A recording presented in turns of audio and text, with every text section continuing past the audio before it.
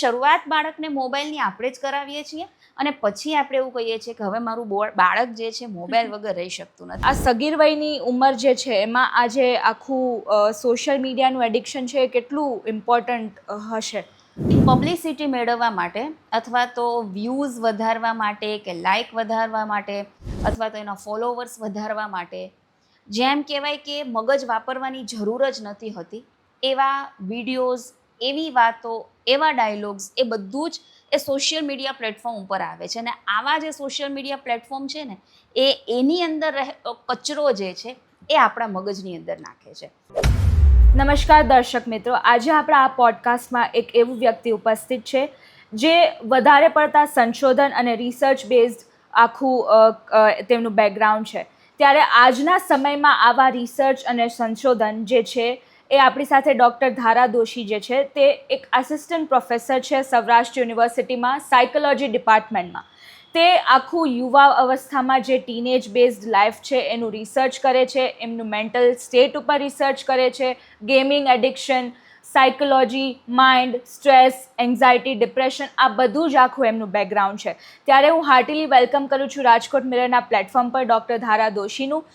હું તેમને કહીશ કે એ થોડું પોતાના વિશે ઇન્ટ્રોડક્શન આપે અને અમારા ઓડિયન્સને પણ જણાવે કે તેમનું બેકગ્રાઉન્ડ શું છે.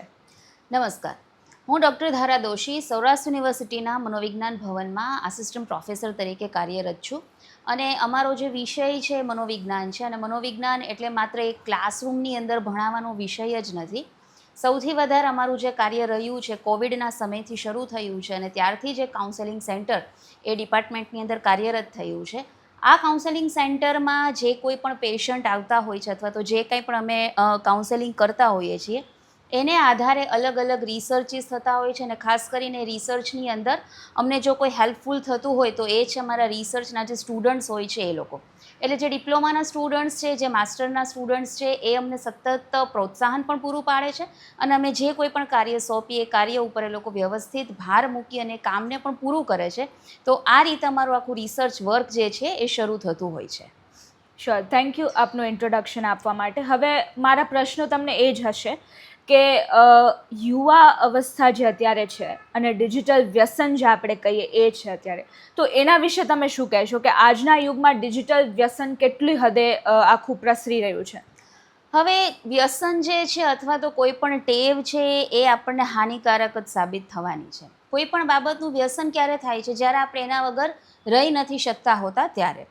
તો પહેલાં તો જે છે કોઈ પણ પ્રકારના દ્રવ્યો અથવા તો વસ્તુઓનું વ્યસન હતું. અત્યારે દિવસે ને દિવસે લોકોની અંદર આ ડિજિટલ વ્યસન એ વધતું જાય છે.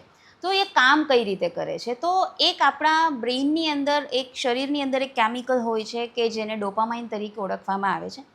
જ્યારે આપણે લોકો સતત મોબાઈલ જોઈએ છીએ અથવા તો રીલ્સ જોઈએ છીએ, આપણા ગમતા વિડીયોઝ જોઈએ છીએ તો એમાં એક ડોપામાઇન લૂપ થતી હોય છે અને એ કામ કરવાથી સતત આપણને મજા આવે છે અને એમાં આપણો ટાઈમ ક્યાં જતો રહે છે એની આપણને ખબર પણ નથી રહેતી.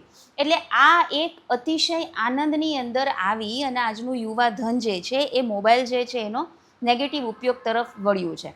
બીજું કે બાળકો જે છે અથવા તો જે ટીનેજ છે એ આ વ્યસન તરફ કઈ રીતે વળે છે?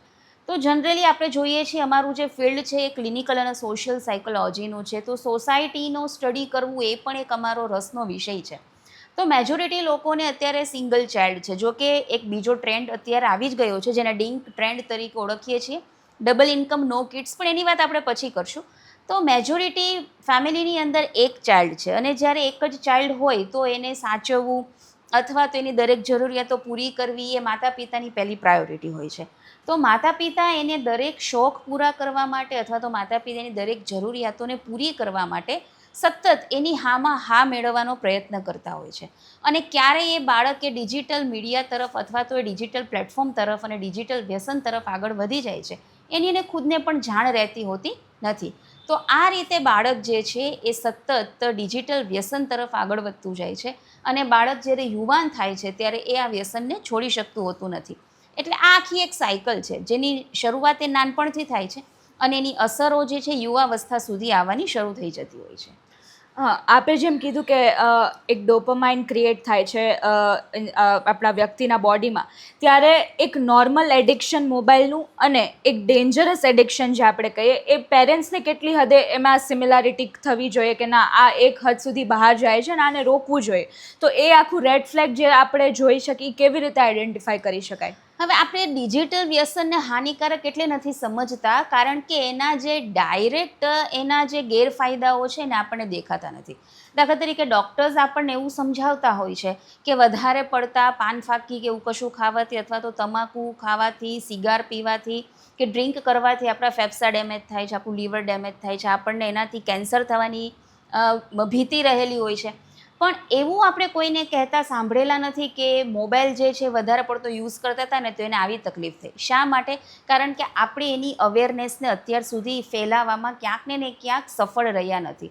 પણ આપણે જોઈએ છીએ વારે વારે મોબાઈલમાં વિડીયોઝ આવતા હોય છે, ન્યૂઝપેપર્સની અંદર આવતું હોય છે, અલગ અલગ સોશિયલ મીડિયા પ્લેટફોર્મથી જોતા હોઈએ છીએ કે કોઈ પણ નાના બાળકને મોબાઈલની ના પાડી તો એણે પોતાનો જીવ દઈ દીધો, અથવા તો નાના બાળકને મોબાઈલની ના પાડી તો એણે પોતાનું ઘર મૂકી દીધું, એકદમ તોફાને ચડી ગયા, અથવા તો ભણવા ઉપરથી રસ ઉડી ગયો. તો આ જ એ વસ્તુ દેખાડે છે કે જેટલું પેલું વ્યસન ખતરનાક અને ઘાતક છે એટલું જ આ વ્યસન પણ ઘાતક સાબિત થઈ શકે છે. કારણ કે બાળક છે એને સાચા ખોટાની પરખ નથી, એને તો જે ગમે છે એનો એ ઉપયોગ કરે છે. એઝ અ પેરેન્ટ અથવા તો એઝ અ ફેમિલી મેમ્બર એ આપણી પ્રાયોરિટીઝમાં આવે છે, અથવા તો આપણી રિસ્પોન્સિબિલિટીઝ છે કે આપણે બાળકને એનાથી દૂર રાખીએ. અને બાળક શીખે છે કઈ રીતે? તો એક થિયરી છે સોશિયલાઇઝેશનની. બાળક જે જોવે છે એની જ એ નકલ કરશે, અને એ એના પેરેન્ટ્સને જુએ છે કે મમ્મી પપ્પા ફ્રી ટાઈમમાં મોબાઈલ યુઝ કરે છે, મારા ઘરના બીજા લોકો ફ્રી ટાઈમમાં મોબાઈલ યુઝ કરે છે, તો એ પણ એ જોઈને શીખે છે. અને એટલે જ પેરેન્ટ્સને આ વસ્તુ જે છે ક્યાંક ને ક્યાંક એવું લાગે છે કે નહીં, મારું બાળક જે કરે છે બધું બરાબર જ છે. અને એના માટે પેરેન્ટ્સને ખ્યાલ નથી આવતો, જે મેં પહેલાં કીધું એમ કે પહેલું વ્યસન જેટલું ઘાતક છે એટલું જ આ વ્યસન પણ લોકોની માઇન્ડ અને બોડી ઉપર નેગેટિવલી ઇફેક્ટ કરે છે. ચલો આપણે જે ટીનેજ હોય એ લોકોનું તો સમજીએ કે એ લોકોને થોડી ઘણી સમજ હોય, પણ જે કિડ્સ જે છે, અત્યારના બાળકો, જે નાની વયના ઉંમરના લોકો છે, કિડ્સ છે, એ પણ એટલા એડિક્ટિવ હોય છે કે ના મને મારી મધર ફોન આપશે તો જ હું જમીશ, તો જ હું આ કરીશ. તો એના વિશે તમારું શું માનવું છે કે એ લોકોને કઈ રીતે, કોઈ પણ એવું કોઈ હશે સોલ્યુશન કે એ લોકોને? કેમ કે મને લાગે છે મોસ્ટ ઓફ મધર્સનો અત્યારે એ જ પ્રોબ્લેમ હશે કે મારું બાળક મોબાઈલ આપું તો જ જમે છે. હવે મને યાદ છે ત્યાં સુધી જ્યારે અમે લોકો નાના હતા, અથવા તો અમે જે દાદી નાનીની વાર્તાઓ સાંભળી છે કે જ્યારે બાળકે સૂતું નહીં ત્યારે એને જ્યારે પારણામાં સુવડાવવામાં આવતું ત્યારે આપણી મમ્મીઓ એ હાલરડા ગાય અને એમને સુવડાવતી. એના ઉપરનો કે એક સ્ટડી અમારા ડિપ્લોમાના વિદ્યાર્થીઓ કરેલો છે કે કેટલી આધુનિક મમ્મીઓ છે કે જેને હાલરડા આવડે છે. તો જેટલા ડેટા અમે લેવામાં આવેલા હતા એમાંથી 50% ઉપર મમ્મીઓ એવી હતી કે જેને હાલરડા આવડતા નહોતા, અને જેના માટે એ આવા હાલરડા જે છે એ મોબાઈલની અંદર, યુટ્યુબની અંદર શરૂ રાખી અને એના બાળકને સુવડાવવાનો પ્રયત્ન કરતી હતી. હવે એ બાળકની શરૂઆત જ ક્યાંથી થઈ? તો મોબાઈલથી. ક્યાંથી? તો કે હાલરડા એને ક્યાંથી સાંભળવા મળ્યા? તો કે મોબાઈલમાં. બીજું એક આપણે જોઈએ છે કે ઘણી બધી ફની વિડીયોઝ અને ફની રીલ્સ આવતી હોય છે કે જ્યાં સુધી બાળકની સામે મોબાઈલ ના હોય ત્યાં સુધી એ બાળક જમતું હોતું નથી. હવે બાળક જે છે ને બે બાબતોથી અટ્રેક્ટ થતું હોય છે. એક છે કલર્સ અને બીજું છે વોઇસ, મ્યુઝિક. હવે મોબાઈલની અંદર આ બે બાબતો આવે છે, કલરફુલ વસ્તુઓ આવે છે ને બીજું આવે છે મ્યુઝિક. તો આ જ બે વસ્તુનું સ્થાન જે મોબાઈલે લઈ લીધું છે, એની જગ્યાએ બાળકને જમતી વખતે અથવા તો જમાડતી વખતે કોઈ નાના એવા ટોયસ છે, અથવા તો એની બાજુમાં બીજું કોઈ સિમ્પલ મ્યુઝિક છે, જો એ વગાડીને પ્રયત્ન કરવામાં આવે તો બની શકે કે બાળક આવા મોબાઈલ એડિક્શનથી દૂર રહી શકે. એટલે શરૂઆત બાળકને મોબાઈલની આપણે જ કરાવીએ છીએ, અને પછી આપણે એવું કહીએ છીએ કે હવે મારું બાળક જે છે મોબાઈલ વગર રહી શકતું નથી. અને ત્યાં સુધી કે ઘણી બધી વખત તો HKGના બાળકો, LKGના બાળકો, ઇવન પ્રાઇમરીના બાળકો પાસે એવા સારા સારા ફોન હોય છે, અથવા તો એના પર્સનલ ફોન હોય છે કે જે વિચારીને આપણને એમ થાય કે આ બાળકને એના પર્સનલ ફોનની શું જરૂર હશે.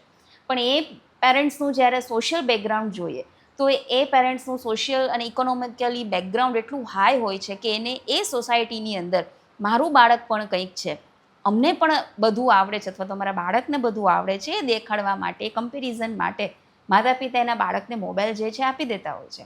અને એના કારણે ત્યાંથી આ મોબાઈલની લત લાગવાની શરૂ થાય છે.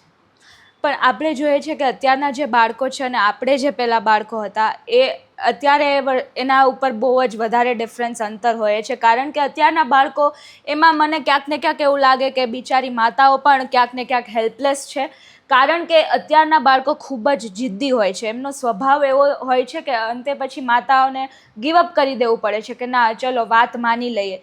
તો એ જિદ્દી સ્વભાવનું કારણ પણ શું હોઈ શકે? હવે જે સ્ટબનનેસ જેને કહીએ છીએ, એક આખી સાયકોલોજીકલ ટૂલ ડેવલપ કરવામાં આવી છે ને, જેને તમે જે વાત કરી એ બાળકોના સ્ટબનનેસની વાત છે, જે 100% સાચી વાત છે કે પેરેન્ટ્સ ઘણી બધી વખત એવું ઈચ્છતા હોય છે કે અમારા બાળકને આવા એડિક્ટેડ નથી કરવા, પણ શરૂઆત અથવા તો કમ્પેર ક્યાં થાય છે તો કે જે ફેમિલીની અંદર પેરેન્ટ્સ ના પાડે છે તો એના ગ્રાન્ડ પેરેન્ટ્સ એને આ બાબત કરવા માટે મજબૂર કરે છે કે ભાઈ રોવે છે તો થોડીક વખત એને મોબાઈલ આપી દે ને, રોવે છે તો થોડીક વખત એને બહાર લઈ જા ને, જીદ કરે છે તો એને જે વસ્તુ જોઈએ છે અપાવી દે ને. તો જ્યાં પેરેન્ટ્સ ના પાડે છે ત્યાં ગ્રાન્ડ પેરેન્ટ્સ હા પાડે છે.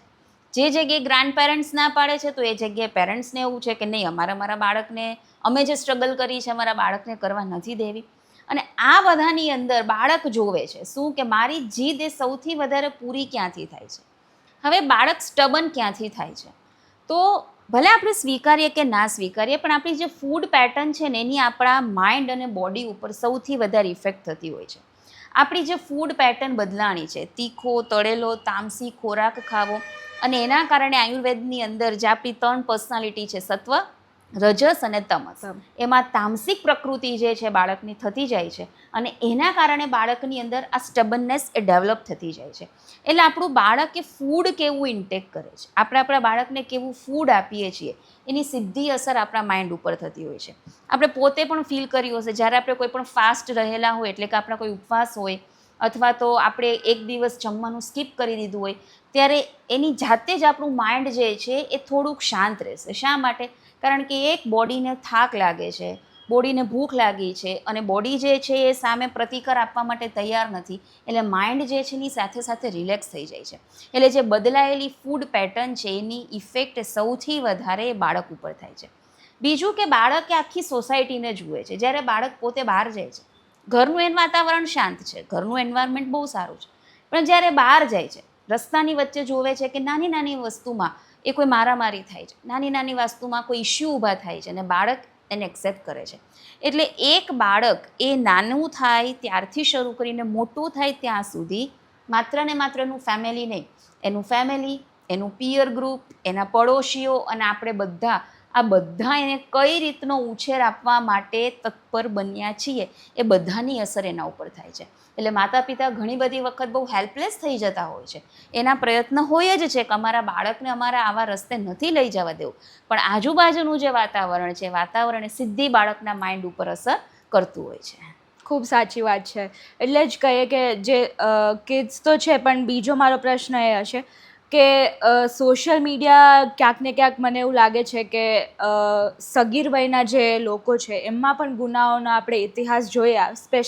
સ્પેશિયલી આપણા રાજકોટમાં પણ મને 2-3 એક્ઝામ્પલ યાદ આવે છે કે ન્યૂઝમાં આપણે વાંચ્યું હોય કે ઘરેથી પબજી રમવા ના દીધું તો છોકરો 13 વર્ષનો હતો, ઘર છોડીને ચાલ્યો ગયો.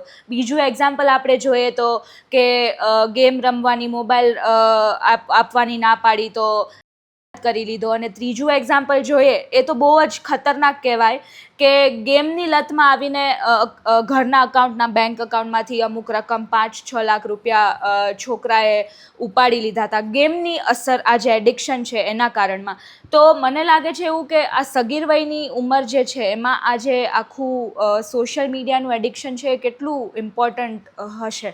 હવે આપણા જે અલગ અલગ સોશિયલ મીડિયા પ્લેટફોર્મ છે એની અંદર ઘણી બધી વખત આપણે જોતા હોઈએ છીએ કે પબ્લિસિટી મેળવવા માટે અથવા તો વ્યૂઝ વધારવા માટે કે લાઇક વધારવા માટે અથવા તો એના ફોલોવર્સ વધારવા માટે, જેમ કહેવાય કે મગજ વાપરવાની જરૂર જ નથી હોતી એવા વિડીયોઝ, એવી વાતો, એવા ડાયલોગ્સ, એ બધું જ એ સોશિયલ મીડિયા પ્લેટફોર્મ ઉપર આવે છે. અને આવા જે સોશિયલ મીડિયા પ્લેટફોર્મ છે ને એની અંદર કચરો જે છે એ આપણા મગજની અંદર નાખે છે.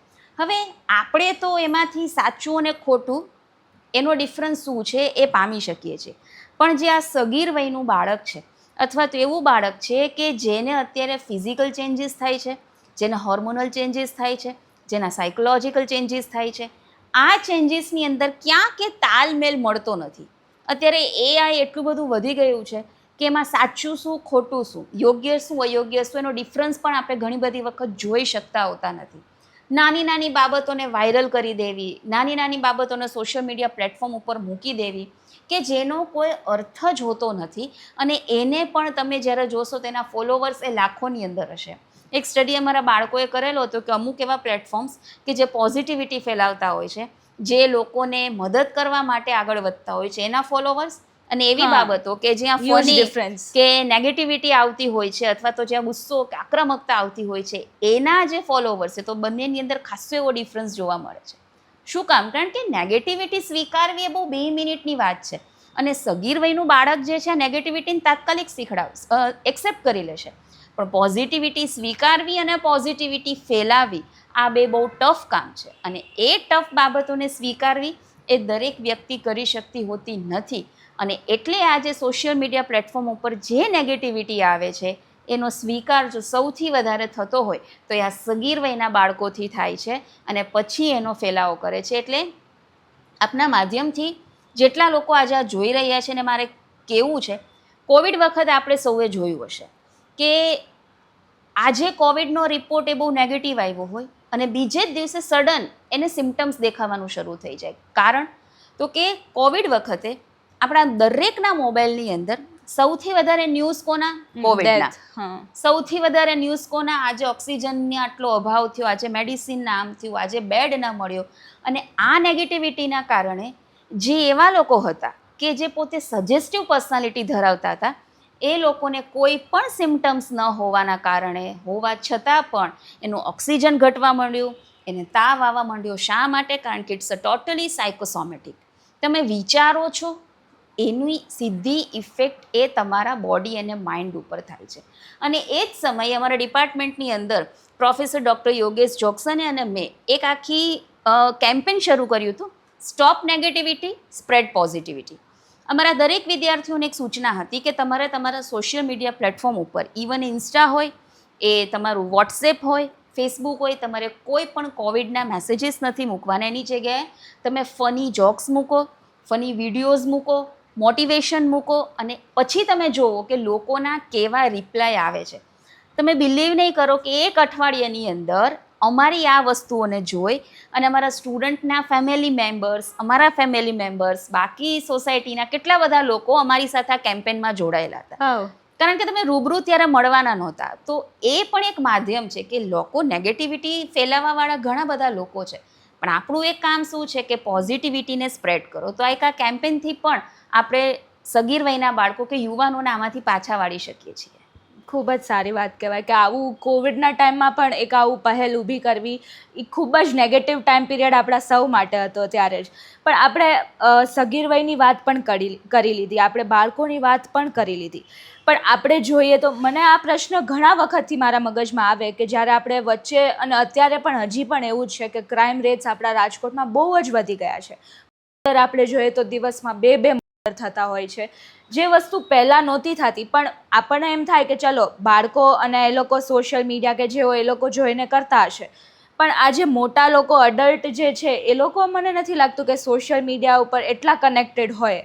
તો એ લોકોમાં આવું જનૂન ને એ જે હોય છે મગજમાં, તામસી મગજ જે તમે કીધું એ કેવી રીતે આખું કે આમ કરી નાખવા ખુલ્લે આમ, કોઈ પણ જાતની દયા ભાવ વગર, તો એ આખું કઈ રીતે વર્ક કરતું હશે બિંગ અ સાયકોલોજી એક્સપર્ટ? પહેલી વસ્તુ તો સહનશક્તિનો અભાવ છે, અને બીજી વસ્તુ જે કરી દેખાડી દેવાની જે વૃત્તિમાં વધારો થયેલો છે એના કારણે આ બાબત સૌથી વધારે વધી છે. અને ત્રીજી, જો સૌથી વધારે ઇફેક્ટિવ કોઈ બાબત હોય તો અત્યારના જે અમુક પ્રકારના ક્રાઇમ મૂવીઝ આવે છે, તમે જેવા થિયેટરમાંથી બહાર નીકળો અને મૂવીનો જે છેલ્લો સીન હોય અથવા તો 3 કલાકની અંદર તમારા મગજમાં જે વસ્તુ ભરવામાં આવેલી છે, તમે થિયેટરની બહાર નીકળો છો, તમારે કોઈ સાથે ઝઘડો થાય છે, સીધું ક્લિક શું થાય છે, મૂવીની અંદર શું થયું હતું, અને એ રીતે આખું ટોટલી બિહેવ કરવાની વાત આવે છે. આપણે જો ફેશન જોઈએ તો ફેશન પણ ક્યાંથી આવે છે, તો મૂવીઝમાંથી આવે છે. એ જ બાબતો, આ ગુસ્સો, આ આક્રમકતા, એ પણ ત્યાંથી ક્યાંકથી ને ક્યાંકથી આવે છે. બીજું કે એવા સપોર્ટરો પણ હોય છે, એવા મિત્ર વર્તુળો હોય છે કે તું ચિંતા ના કર, કાંઈ થશે ને તો આપણે જોઈ લઈશું. તો મિત્ર જે છે એનું ગ્રુપ કેવું છે, એ કેવા લોકોની સાથે ઉઠે બેઠે છે, એનું સોશિયલાઇઝેશન કઈ રીતે થયું છે, એનાથી પણ આ બાબતો એ વધી છે. એટલે તમે જે ખાસ વાત કરી કે જે એડલ્ટ લોકો છે, એ એડલ્ટ લોકો પણ જેની એવી બાબતો કે જે ટોટલી ટાઈપ એ પર્સનાલિટી છે, ટાઈપ એ અને ટાઈપ બી બે પ્રકારની પર્સનાલિટી હોય. ટાઈપ એ વાળા જે છે એ સતત સ્પર્ધાની અંદર રહેતા હોય, તો જેઓ પોતે સતત સ્પર્ધામાં રહે છે, જેઓ પોતે એકદમ અગ્રેસિવ માઇન્ડના છે, એની અસર એવા લોકો ઉપર આ બાબતની અસર એ સૌથી વધારે જોવા મળે છે. અને એટલે જ જ્યારે આવી કોઈ પણ નેગેટિવ સિચ્યુએશન બને છે તો ત્યારે થોડીક વખત માટે શાંતિ રાખવી એ ખૂબ જરૂરી છે. પાછળથી કોઈ સ્કૂટર એ જ્યારે આપણી સાથે અથડાય તો ખાલી આપણે એક જ શબ્દ બોલી દઈએ કે સોરી મારી ભૂલ થઈ ગઈ, તો ઇશ્યુ બહુ લાંબો નહીં વધે. પણ આપણે સીધું શું કરીએ છીએ તો કે રિસ્પોન્સ આપવાની જગ્યાએ રિએક્શન આપીએ છીએ, અને આ જે રિએક્શન આપવાની બાબત છે એના કારણે જ એડલ્ટ લોકોની અંદર પણ આ ઇશ્યુ વધ્યો છે. એટલે જ્યારે કોઈ નેગેટિવ સિચ્યુએશન આવે છે તો રિસ્પોન્સ એ જરૂરી છે. કોની જગ્યાએ તો કે રિએક્શનની જગ્યાએ, કારણ કે રિએક્શન હંમેશા નેગેટિવ હશે અને રિસ્પોન્સ કેવું હશે તો કે તમે તમારું મગજ બુદ્ધિ વાપરી અને તમે જે આપો છો એ તમારો રિસ્પોન્સ છે. સાચી વાત છે. અને જે તમે આખી આ વાત કરી ટાઈપ એ અને ટાઈપ બી પર્સનાલિટીની, તો વધારે પડતું જ્યારે એક વ્યક્તિને ગુસ્સો આવે કે વાતે વાતે ગુસ્સો આવતો હોય કે કોઈનું વ્યક્તિત્વ જેવું હોય કે ના દરેક વસ્તુમાં ગુસ્સો આવતો હોય, તો એ લોકોએ શું કરવું જોઈએ? હવે જનરલી જ્યારે કોઈ પણ કાઉન્સેલિંગ માટે જતા હોય, જો કે દરેકની કાઉન્સેલિંગની મેથડ અલગ અલગ હોય છે, તો એવું કહેવામાં આવતું હોય છે કે તમને ગમતું હોય ને તમે કામ કરો. પણ તમે જોયું હશે કે જ્યારે આપણે સ્કૂટર શીખતા હોઈએ, આવડતું નથી, એટલે ત્યારે તમારે ધ્યાન સૌથી વધારે રાખવું પડે. શા માટે? કારણ કે તમને આવડતું નથી. એટલે જ્યારે આવડી જાય છે ત્યારે કાન પાસે મોબાઈલ હોય છે, સ્કૂટર ચલાવાય છે, પાછળ વાતો થાય છે, બે સાઈડ મિરરમાં જોવાય છે, આગળ વાહન ક્યાં જાય છે એનું પણ ધ્યાન હોય છે. હવે ધ્યાન ઓછું દેવું પડે. શા માટે? આવડી ગયું છે એટલે. તો જ્યારે પણ તમને ગુસ્સો વધારે આવે છે, જ્યારે પણ તમને કંટાળો ફીલ થાય છે, જ્યારે તમને એમ થાય છે કે હવે તીર જે છે કમાનમાંથી જાય એમ છે, ત્યારે ન ગમતી બાબતો કરો. શા માટે? કારણ કે જે બાબત તમને ગમતી નથી ત્યાં તમારે ફોકસ વધારે કરવું પડશે. વાંચવું નથી ગમતું, બુક લઈને વાંચવા બેસી જાઓ. કોઈ સાથે વાતચીત કરવી નથી ગમતી, વાતચીત કરવાનું શરૂ કરો. બહાર જવું નથી ગમતું, બહાર વોકિંગ માટે નીકળી જાઓ. શા માટે? કારણ કે નથી ગમતું એટલે ત્યાં ધ્યાન વધુ દેવું પડશે, ને ત્યાં ધ્યાન દેશો એટલે બેક ઓફ માઇન્ડમાં જે વિચારો આવે છે નેગેટિવ હોય, એ અગ્રેસિવ હોય, એને તમે ઘટાડી શકશો. અને બીજું કે જ્યારે પણ તમને કોઈ ગુસ્સો આવે છે, જ્યારે પણ તમે અગ્રેસિવ બની જાઓ છો, ત્યારે માત્ર તમારા એકનો ને તમારી સાથે જોડાયેલું તમારા ફેમિલીનો પહેલો વિચાર કરો. કારણ કે આ જે ગુસ્સો છે, આ જે અગ્રેશન છે હોય છે એક જ સેકન્ડનું, પણ એ એક સેકન્ડના ગુસ્સા કે અગ્રેશનના કારણે તમારી આખી લાઈફ બગડી શકે છે, તમારી સાથે તમારા ફેમિલી મેમ્બર્સની લાઈફ બગડી શકે છે. તો ગુસ્સો જે છે એ વ્યક્ત કરો, એમાં ના નથી, પણ એ કઈ રીતે હોય તો કે એની એક રીત હોય, એનું એક માધ્યમ હોય. મારવાથી, મારી નાખવાથી ગુસ્સો જે છે એ યોગ્ય નથી હોતો. એટલે દરેક સમસ્યાનું સમાધાન હોય છે, બસ એને થોડોક ટાઈમ આપવાની જરૂર હોય છે. અને તકલીફ એ છે કે હવે આપણા લોકો પાસે ટાઈમ નથી, અને એટલે જ ગુસ્સો ફટાફટ આવી જાય છે.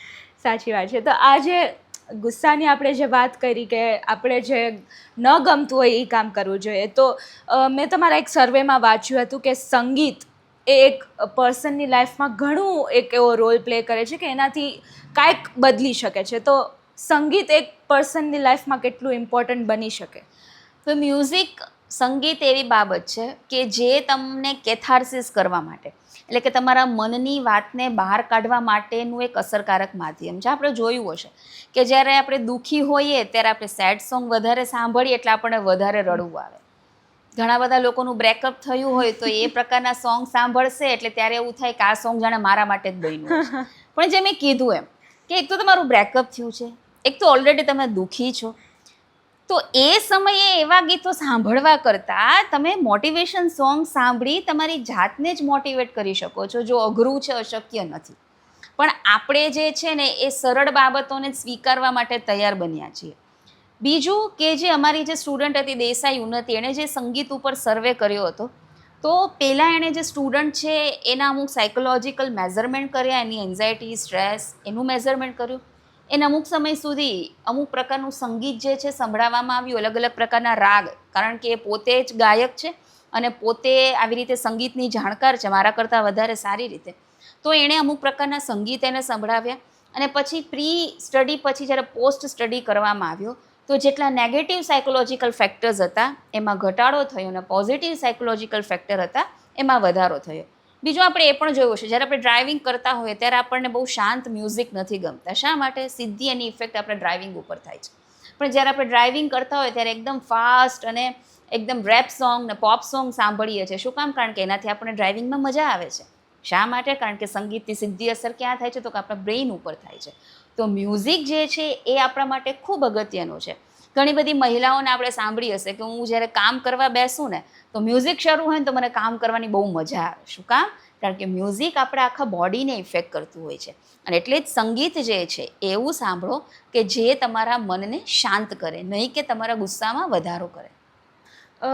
આપ એક સાયકોલોજી એક્સપર્ટ છો, ત્યારે હાલ આપણે સ્પેસિફિકલી રાજકોટની વાત કરીએ કારણ કે આપણે એમાં રહીએ છીએ, ત્યારે તો મોસ્ટલી તમારા પાસે કેવા એવા કાઉન્સિલિંગ કેસીસ જે આવતા હોય એમાં સૌથી કોમન અત્યારની હાલની જે ઓલા છે એવા કયા હોઈ શકે?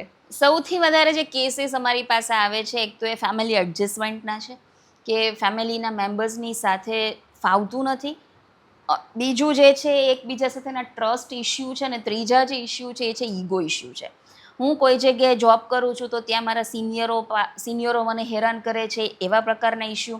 અથવા તો હું જ્યાં જોબ કરું છું ત્યાં મારા જુનિયરો જે છે મને હેરાન કરે છે, એવા પ્રકારના ઇસ્યુ. ફેમિલીની અંદર હસબન્ડ અને વાઈફ બે જ લોકો હોય પણ હસબન્ડે મને ટાઈમ નથી આપતા, સતત મોબાઈલની અંદર રહે છે, એવા પ્રકારના ઇસ્યુ.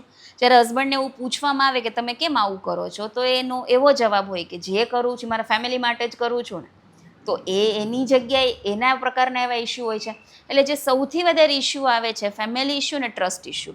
આ બે ઇસ્યુ જે છે એ આખી સોસાયટીને ક્યાંક ને ક્યાંક ડિસ્ટર્બ કરે છે અને એનું જ ક્યાંક સોલ્યુશન લાવવાના અમારા પ્રયત્નો રહેલા હોય છે. અત્યારે હાલ આપણે જોઈએ તો પણ એટલું ટીન એજમાં વધી ગયું છે, ત્યારે અકોર્ડિંગ ટુ યુ તમને શું લાગે છે કે પેરેન્ટ્સે એક એવી હેલ્ધી રિલેશનશિપ બિલ્ડ કરવી જોઈએ કે ઓપનલી લોકો વાત કરી શકે, જેના લીધે? અને અત્યારે જેમ આપણે કીધું કે સહનશક્તિ એક બહુ જ ઓછી થઈ ગઈ છે લોકોમાં, તો આ જે યુવા જે ધન છે એ આખું બહુ વધારે આગળ વધી રહ્યું છે, તો એમાં તમે શું કહેવા માગશો? હવે જે છે ને પહેલાં એવી રીતે હતું કે લોકો જે છે એ વર્ષો સુધી વિચારતા અથવા તો બહુ લાંબા સમયની પ્રોસેસ હોય. હવે બે પ્રકારના છે. એક છે ઇમિડિયેટ, 2 જ સેકન્ડમાં ખોટું લાગી ગયું, ગુસ્સો આવી ગયો, ઈગો હર્ટ થઈ ગયો, મને કોઈએ કંઈ કેમ કીધું, મારે જે જોતું તો એ મને ન મળ્યું, અને એક જ સેકન્ડનો વિચાર એ ડિપ્રેશનથી લઈ અને સીધું suicide સુધી લઈ જાય છે. બીજું છે પ્લાન, કે એ આખું વિચાર કરે છે હું કેવી રીતે કરીશ, કેવી રીતે આમાં આગળ વધીશ, આના પછી શું થશે, કેવી રીતે થશે. અને એટલે જ હંમેશા આપણે લોકોને એવું કહેતા હોઈએ છીએ, અથવા તો આપણે એવું કહેતા હોઈએ કે ભાઈ તમે મોટિવેશનલ સ્પીકરોને સાંભળો અથવા તો તમે એવી સ્ટોરીઓ જુઓ કે જેનાથી જે છે એ તમારું નેગેટિવિટી દૂર થાય. પણ હું એવું માનું છું કે આપણું સૌથી મોટું મોટિવેશન જો કોઈ હોય ને તો આપણે પોતે છે, અને બીજું જે કોઈ હોય છે ને આપણા પેરેન્ટ્સ છે. એ લોકો એક સ્ટ્રગલ કરીને આપણને એક સ્ટેજ સુધી લાવે છે, અને બીજું એ કે આપણે પોતે પણ આપણી જાતને પુશ કરી અને એક સ્ટેજ સુધી લઈ આવેલા હોઈએ છીએ. તો આપણું જે રિમોટ કંટ્રોલ છે, માની લો કે આપણે ટીવી છીએ અને આપણું રિમોટ કંટ્રોલ આપણે બીજાને આપીને બેસીએ તો તેને જે મન મરજી ચાલશે પ્રમાણેની ચેનલો ચલાવશે. એને એવું છે કે આજે મારે એને દુઃખી કરવા છે તો એ દુઃખી કરશે, એને એવું છે કે આજે મારે એને હસાવવા છે તો એ પ્રકારનું રિમોટ કંટ્રોલની સ્વિચ પ્રેસ કરશે. તો આપણી લાઈફનું રિમોટ કંટ્રોલ આપણે આપણા હાથમાં રાખીએ ને તો આપણને ડિપ્રેશન પણ નહીં આવે, આપણને સુસાઇડલ થોટ્સ પણ નહીં આવે, આપણને એન્ઝાયટી પણ નહીં આવે. શા માટે? કારણ કે આપણે ટોટલી બીજા ઉપર ડિપેન્ડન્ટ બની ગયા છીએ. ફાઇનાન્શિયલી તો ચલો ઠીક છે, પણ ઇમોશનલી પણ. કોઈ વ્યક્તિ તમને છોડીને જતી રહે, ડિપ્રેશન. તમારું બેસ્ટ ફ્રેન્ડ તમને દગો આપી દે, ડિપ્રેશન. તમારી લવર અથવા તો તમારો લવર એ તમને છોડીને જતા રહે તો હવે તમને જિંદગી જેવી નથી ગમતી. એક સમય એવો હતો જ કે જ્યારે લોકો તમારી લાઈફમાં નહોતા ત્યારે તમે લાઈફ જીવતા જ હતા. અઘરું છે એક વ્યક્તિની સાથે તમે જ્યારે વાતચીતો કરી હોય, એક રેપો એસ્ટાબ્લિશ થયું હોય, પછી એનાથી દૂર રહેવું એ બહુ ટફ જ હોય છે. પણ આપણી જિંદગીથી કિંમતી બીજું કંઈ હોતું જ નથી. અને એટલે જ જ્યારે પણ આવો કોઈ વિચાર આવે છે ને, ત્યારે થોડાક તમારા ભૂતકાળમાં જાઓ, તમારા સંઘર્ષના દિવસો યાદ કરો કે એક સમય કેવો હતો અને આજે તમને જે મળી રહ્યું છે, અથવા તો જે મેળવવા માટે તમે વર્ષો સુધી પ્રયત્ન કરતા હતા, એ તમને મળી ગયું છે અને તમે હવે એને છોડવા માટે જાઓ છો. તો આવા જ્યારે થોટ્સ આવે છે તો બિનદાસ કોઈ સાથે વાત કરી લો.